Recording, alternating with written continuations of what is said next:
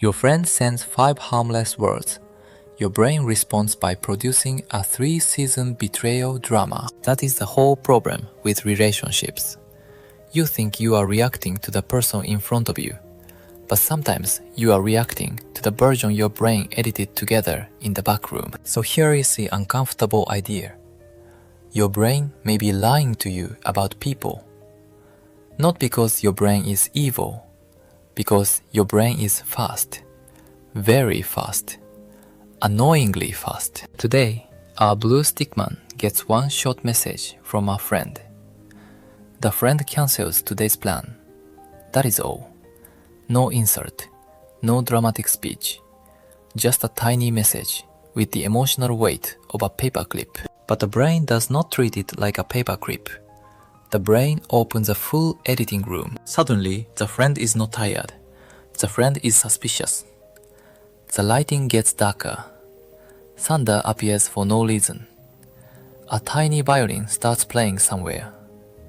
The brain adds a motive, a flashback, and probably a season finale. And this is the first line worth stealing. Your brain is not a window. It is an editor. A window shows you what is there. An editor chooses what to zoom in on, what to cut out, what music to add, and who gets cast as the villain. The message says, I can't make it today.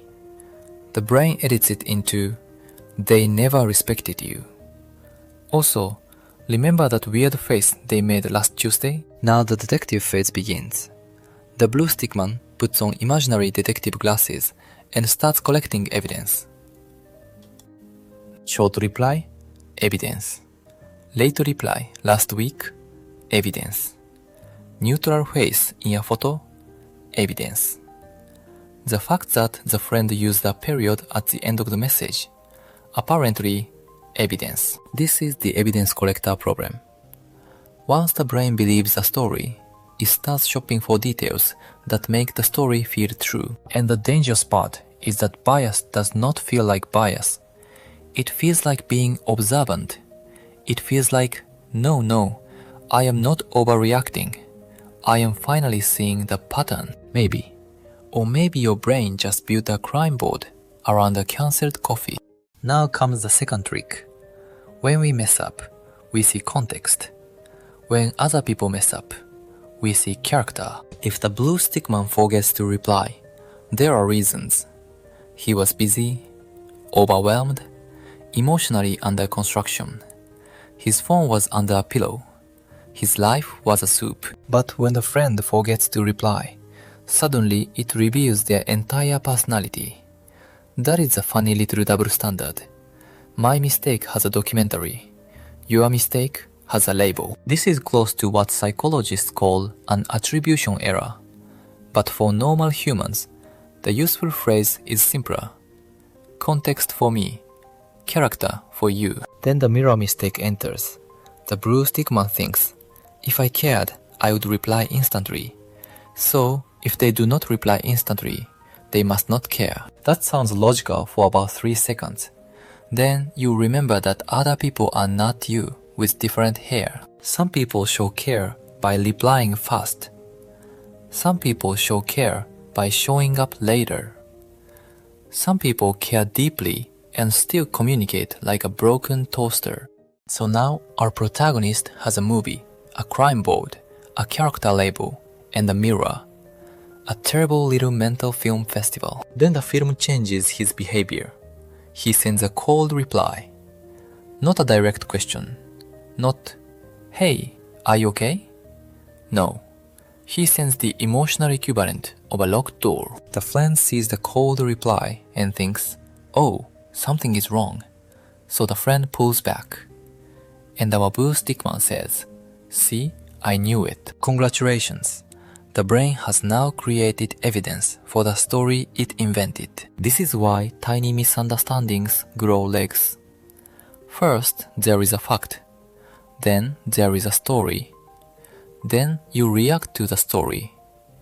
Then the other person reacts to your reaction. Suddenly, nobody is responding to reality anymore. They are responding to two invisible movies crashing into each other. Now pause the movie. rewind. Same message. Same cancelled plan.